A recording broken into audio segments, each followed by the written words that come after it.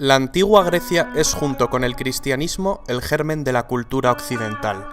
Su historia se divide en 4 periodos: Edad Oscura, Época Arcaica, Periodo Clásico y Periodo Helenístico. La civilización griega tiene su origen en la civilización cretense o minoica, de la isla de Creta, y en la micénica, de la ciudad de Micenas.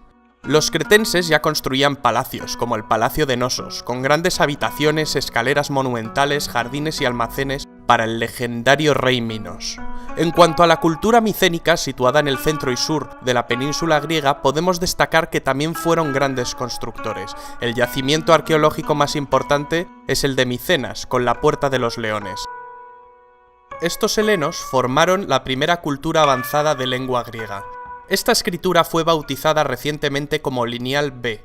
Su economía era muy estructurada y dependían del comercio de productos como el aceite, lana, vino y esclavos. Se les considera los antepasados directos de los griegos. Cuando colapsa la civilización micénica, nos adentramos en la Edad Oscura. Se le llama así debido a las pocas fuentes y documentos que se han encontrado de este periodo. Este periodo transcurre entre el 1200 hasta el 776 a.C. La Edad Oscura, en el mundo griego, significa el paso del bronce al hierro, la transición de lo prehelénico a lo helénico. Abarca lo sucedido durante los siglos que separan la descomposición del mundo micénico y la eclosión del mundo heleno. Al finalizar la Edad Oscura, comienza la Edad Arcaica, que va del 776 al 499 a.C., cuando los griegos necesitaron más tierras y consiguieron expandir sus territorios. Las tribus griegas fueron estableciéndose en Grecia continental y las islas del mar Egeo, en un primer estadio, para acabar conquistando Asia Menor y el sur de Italia y Sicilia, conocido como Magna Grecia. Estas tribus indoeuropeas hablaban distintas variantes de la futura lengua griega, emparentada con la lengua micénica. Estos pueblos eran los aqueos, jonios, dorios, eolios, arcadios. En la época arcaica la nobleza arrebató el poder a los reyes y se formaron las distintas ciudades-estado o polis: Atenas, Tebas, Esparta, Corinto, Argos, etc. La necesidad de encontrar nuevas tierras, el aumento demográfico y los conflictos sociales les llevaron a buscar nuevas colonias independientes tanto en el este como en el oeste. Esto supuso un enorme despegue económico. Aspectos que favorecieron la colonización fueron la aparición del hoplita, o soldado de infantería griego, el progresivo uso del trireme, navío de 3 filas de remos más ágil que las embarcaciones fenicias, y la introducción de la moneda para las transacciones comerciales. En la decisión de fundar nuevas colonias, así como en la elección de su ubicación, jugó un papel fundamental el oráculo de Delfos, del que más tarde hablaremos. De esta manera la cultura griega se expandió. Aunque fueran ciudades-estado independientes que guerreaban entre sí, había un sentimiento de pertenencia a una misma cultura común y un sentimiento de unidad, ya que compartían una misma lengua, tenían los mismos cultos y creencias y se reunían en las mismas celebraciones. Los romanos llamaron griegos a los habitantes de la antigua Grecia, aunque estos se llamaban a sí mismos helenos, y con el nombre de Hélade se conoce al territorio en el que se asentaron. Tras la época arcaica comienza la Edad Clásica, del 499 al 323 a.C. En este periodo ocurrieron las guerras médicas, una liga de pueblos griegos contra el temible imperio persa. Todo comenzó cuando las ciudades jonias de Grecia y Asia Menor se rebelaron contra el dominio persa. Muy pronto, las demás ciudades formaron una confederación militar contra un ejército persa que estaba bajo el mando del rey Darío I, iniciándose la Primera Guerra Médica. Esta guerra se saldó con una victoria griega. La guerra se reanudó en el 480 a.C. bajo las órdenes del rey Jerjes, hijo de Darío. Los aliados griegos, con Esparta y Atenas a la cabeza, lograron vencer nuevamente al imperio persa.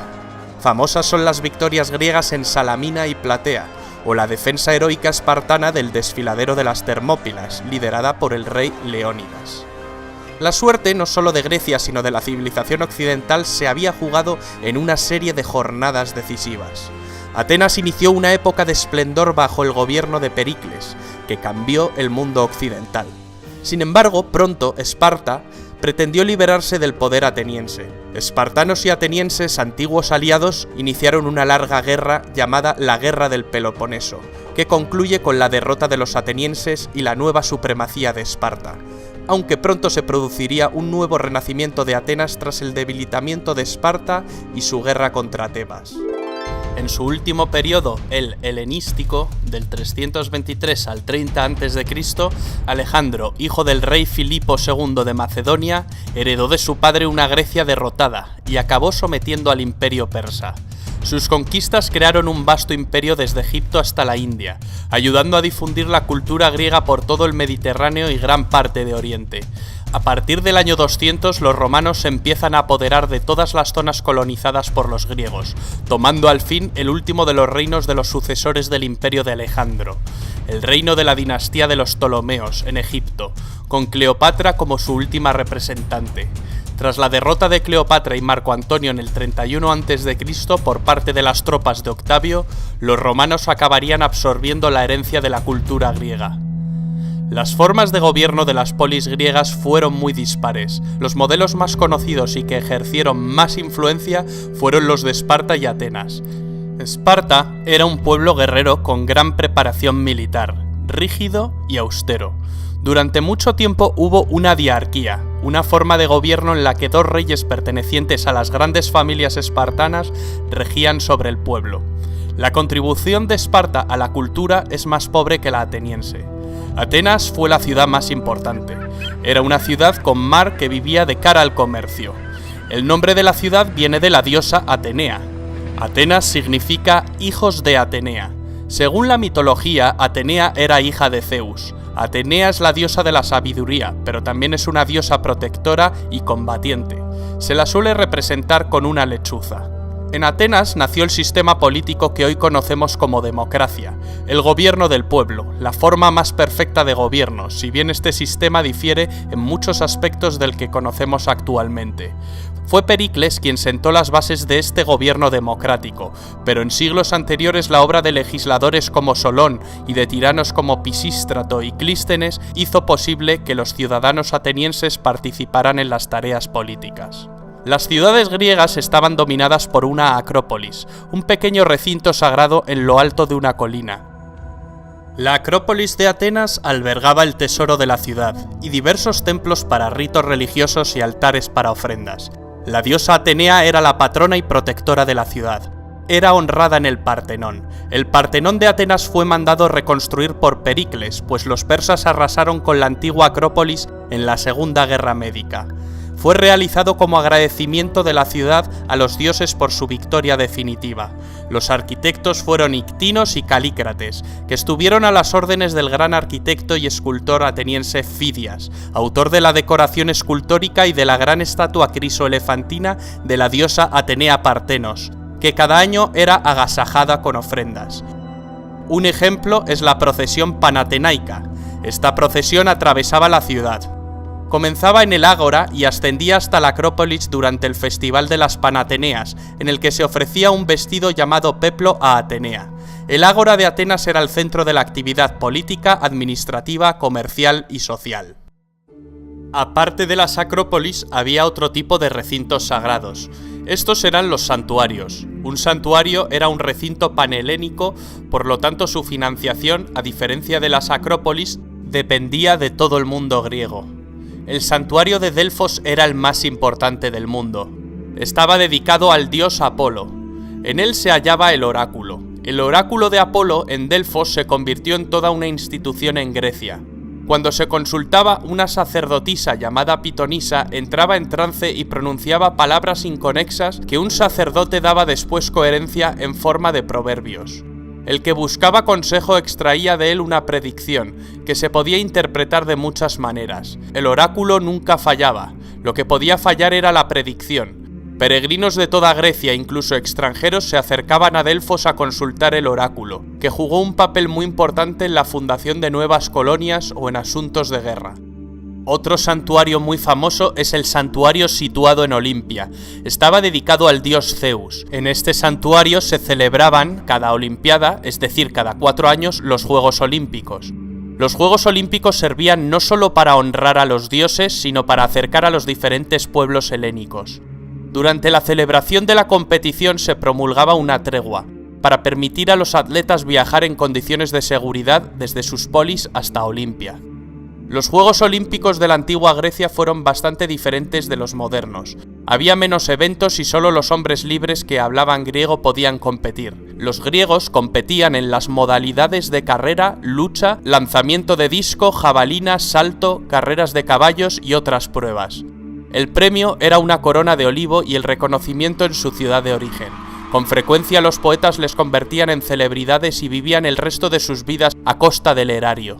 Los primeros Juegos Olímpicos se cree que se celebraron en el 776 a.C., fecha que marca el inicio de la época arcaica. Ya han ido apareciendo algunos de los dioses griegos. Los griegos creían en un panteón de 12 dioses que según la mitología vivían en el monte Olimpo. Todo comenzó cuando Urano cometió incesto con su madre Gea, la madre tierra. De este incesto surgieron primero los cíclopes y después los titanes. De los titanes surgen los dioses. Para entender las intrincadas relaciones entre titanes, dioses, hombres, semidioses, etc., os aconsejamos ver el vídeo de mitología griega y romana publicado en este canal. Al final del vídeo encontraréis el enlace. Estas leyendas y mitos son la base fundacional de la cultura griega. Las aventuras de los dioses se narran, entre otras fuentes, en la Teogonía de Hesíodo y en las epopeyas del poeta Homero, la Ilíada y la Odisea. La Ilíada relata la destrucción de Troya. Una confederación de aqueos entre los que se encuentran Ulises y Aquiles parten camino de Troya, pues el príncipe troyano Paris había secuestrado a la bella Helena de Esparta. Durante 10 años los griegos sitiaron la ciudad. Héctor de Troya, hermano de Paris, desencadena la cólera de Aquiles tras matar a su querido amigo Patroclo. Aquiles acaba dando muerte a Héctor. La suerte de la batalla cambió cuando Ulises urde un plan muy eficaz: construir un gran caballo de madera escondiendo a sus mejores guerreros en su interior. Los troyanos, al creer que se trata de una ofrenda, introducen el caballo dentro de sus murallas. Gran error. Finalmente Troya cae. En la Odisea, Ulises, también conocido como Odiseo, tras batallar en la guerra de Troya, regresa a Ítaca, su casa. En la Odisea se narra un duro camino de vuelta lleno de peligrosas aventuras. La fecha de composición de la Ilíada y la Odisea es controvertida. La opinión mayoritaria la sitúa en la segunda mitad del siglo VIII a.C. Hay incluso quien discute su autoría. Incluso se pensó que Troya nunca existió hasta su descubrimiento en el siglo XIX por Heinrich Schliemann. Los sucesos acaecidos en Troya, sin embargo, se remontan mucho antes que Homero. Se remontan al principio de la Edad Oscura. Parece pues que los poemas homéricos son el producto de una tradición oral, transmitida a través de generaciones. Con la legendaria Troya comienza pues la historia de Grecia. Los griegos también produjeron grandes obras de teatro, donde se construía todo un mundo artificial para representar la vida humana. Esquilo, Sófocles, Eurípides crearon grandes tragedias. Estos autores son de la época clásica, la época de la antigua Grecia más esplendorosa. Se representaban en el teatro. El teatro griego se originó en un espacio circular al aire libre llamado orquesta, en el que se ejecutaban una gran variedad de actividades, desde espectáculos artísticos, danzas, recitados y piezas musicales, hasta eventos cívicos y religiosos. Los teatros griegos se apoyaban en una pendiente para construir el graderío. A los antiguos griegos también se les considera los precursores del pensamiento occidental actual, un modo de pensar que utilizaba razones y argumentos y que valoraba la lógica y la razón como la más valiosa posesión. Para entender la filosofía griega hay que conocer la filosofía de tres figuras que han determinado el pensamiento occidental hasta nuestros días: Sócrates, Platón y Aristóteles. Sócrates vivió toda la época de Pericles. A los discípulos anteriores a él se les denomina presocráticos, como el matemático Pitágoras. El discípulo de Sócrates fue Platón, y el discípulo de Platón fue Aristóteles. Aristóteles asistió al ascenso de Macedonia y fue el preceptor de Alejandro Magno. La armonía de las proporciones y la representación de la figura humana fueron los elementos centrales en el arte helénico. Para estudiar el arte griego es importante distinguir entre época arcaica, clásica y helenística. Los edificios más destacables son los templos religiosos como el Partenón, que se ajustaban a determinadas proporciones. Podían ser de uno de los tres estilos u órdenes principales: dórico, jónico o corintio. La escultura es otro ejemplo de belleza y proporciones. Sus autores más importantes fueron Fidias, autor de la obra escultórica del Partenón; Praxíteles, autor del Hermes de Olimpia, con su famosa curva praxiteliana; Mirón, autor del famoso discóbolo; y Policleto, quien también escribió un tratado llamado Canon y es autor del Doríforo, su escultura más destacada. Aunque en el arte griego no hay muchas muestras de pintura, sí hay muestras de cerámica, donde se reflejaban las epopeyas literarias y su vida cotidiana.